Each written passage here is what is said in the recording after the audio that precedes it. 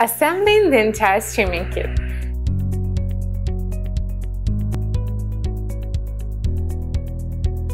Now that you have learned about all the items in the smartphone streaming kit, I will show you how to put it together to start live streaming events. The best part about this setup is that it takes less than a minute to assemble. So let's start. First, grab your tripod or light stand and attach your smartphone mount or gimbal, and I'll show you both of these so you understand how it works and you can decide which one is best for you.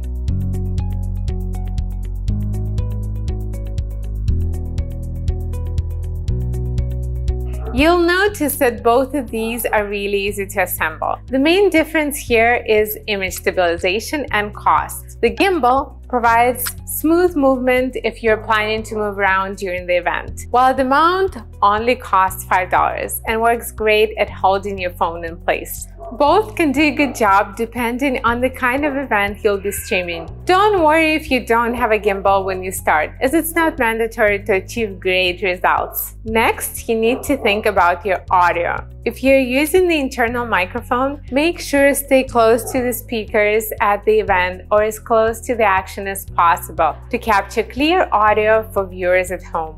When using an external microphone, you have to consider whether the one you're getting can be connected directly to the phone or if it needs a cold shoe mount or bracket. These terms might sound complicated, but all they do is hold the microphone next to your phone. They look like this. So this is a cold shoe, so you can place it like that.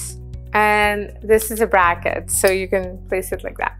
The next part is a little technical, so if you're using an external microphone, please pay attention. Some microphones are designed to be used with smartphones, while others are designed to be used with cameras. If yours isn't designed for smartphones, you will need a cable like this one. This cable allows you to connect most microphones to your smartphone. It's called TRS cable, and it costs anywhere between $10 to $20 US. The best part about it is that you might not need to purchase the cable. If you buy a microphone for this kit, just get one that works with smartphones and you will receive one in the box. When connecting your wireless microphone, you need to place the transmitter on the person speaking or in the place where the audio source will be. This is a transmitter. The receiver connects directly to your smartphone using a cable. So we're going to be connecting the receiver to the iPhone right now. For this, we're going to be using the TRS cable and a lightning adapter. So we're going to place the receiver in the cold shoe right here, plug in the TRS cable in the receiver, and then the adapter in the iPhone. Please make sure everything is connected really well, otherwise you might have issues with the sound.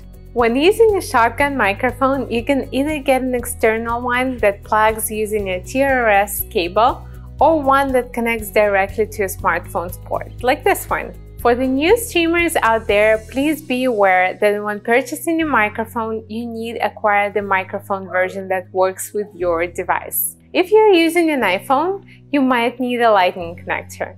When using an iPad, you might need a USB-C or lightning connector. For Android phones, most of them use a USB-C connector, but some phones still have a headphone jack that can be used for this.